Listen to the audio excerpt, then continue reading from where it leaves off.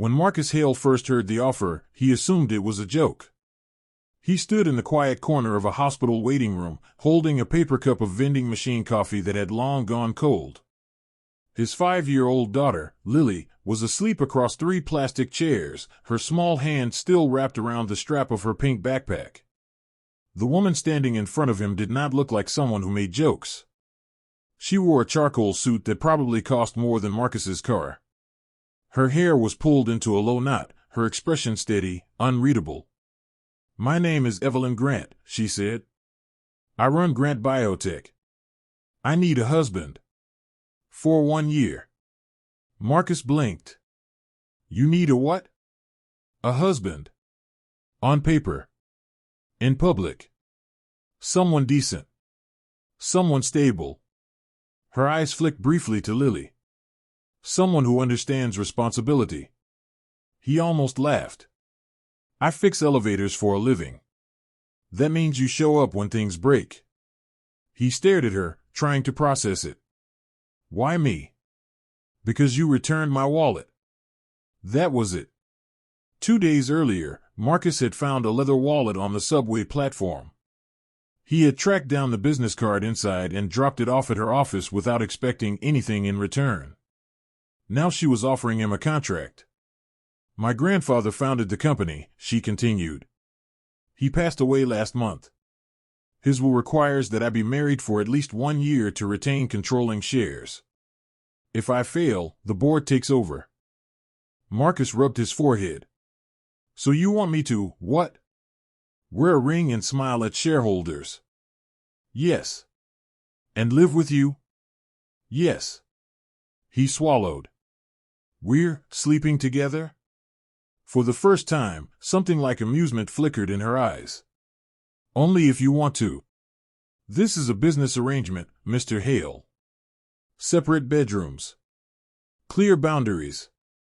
Compensation generous enough to cover your daughter's medical bills." That last part landed heavily. Lily's treatments were draining everything he had. He looked at his sleeping child. Then back at Evelyn. 1 year, he asked quietly. 1 year. He nodded. "Okay. Middle." The penthouse felt like another planet. Marcus had grown up in a 2-bedroom apartment over a bakery. Now he woke up to floor-to-ceiling windows and a skyline that looked like a painting. Evelyn kept her word about the boundaries. She moved his and Lily's things into the guest wing. She set up a room filled with books and stuffed animals for Lily. She arranged private tutoring so Lily would not fall behind during treatments. To the world, they were newlyweds. Photos appeared in business magazines. Interviews framed them as an unlikely love story. At home, they were polite strangers sharing an address. Marcus watched her from a distance at first. In board meetings, she was sharp and commanding. At charity galas, she moved with effortless grace. But late at night, when she thought no one was looking, he sometimes found her. One evening he poured her a cup of tea without asking. "You do not have to stay up for me," she said. "I know," he replied. "But you look like you need company." She studied him for a moment, then gestured to the stool beside her. The silence between them felt different that night. Softer. "My grandfather believed marriage builds character," she said. "He was traditional. I am not. But I owe everything to him." Marcus nodded. "My wife believed in fairy tales." Evelyn looked at him carefully. "Believed?" "She passed away 3 years ago. Car accident." The word still scraped against his throat. "I am sorry," she said, and she meant it. He shrugged lightly. "I promised Lily I would keep going. Even when I do not know how." Evelyn's fingers tightened around her cup. "People assume I have never struggled. That money protects you from loss. It does not." Over time, the walls between them thinned. Marcus taught her how to make pancakes on Sunday mornings. She helped Lily with science projects at the dining table. Lily, who had been shy at first, began calling her Evie when she thought Marcus was not listening. The first time Marcus saw Evelyn kneeling on the carpet, letting Lily braid her hair, something inside him shifted. This was not part of the contract. Neither were the quiet smiles across crowded rooms.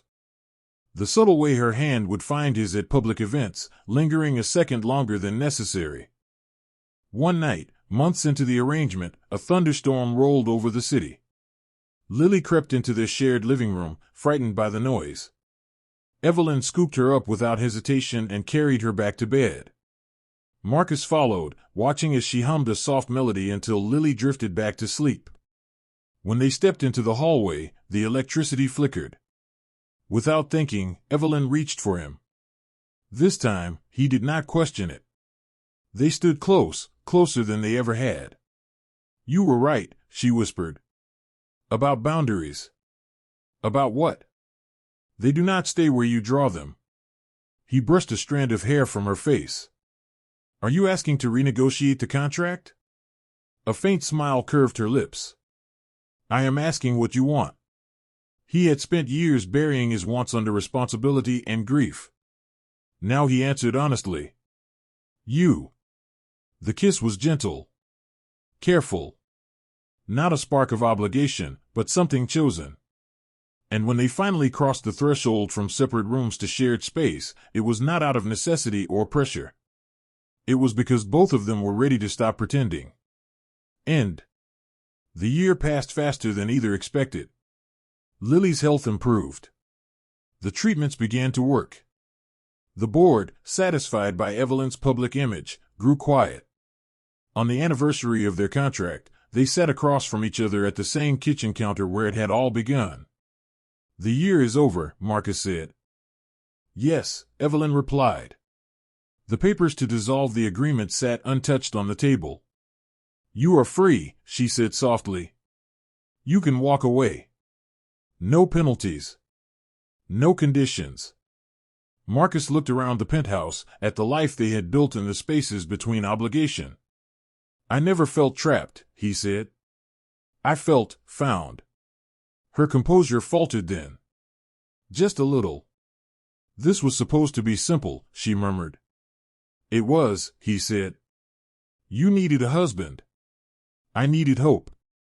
He stood, walked around the counter, and took her hands. "I do not want another contract," he told her. "I want a marriage. A real one." Evelyn's eyes filled with tears she no longer bothered to hide. "No clauses? Just love."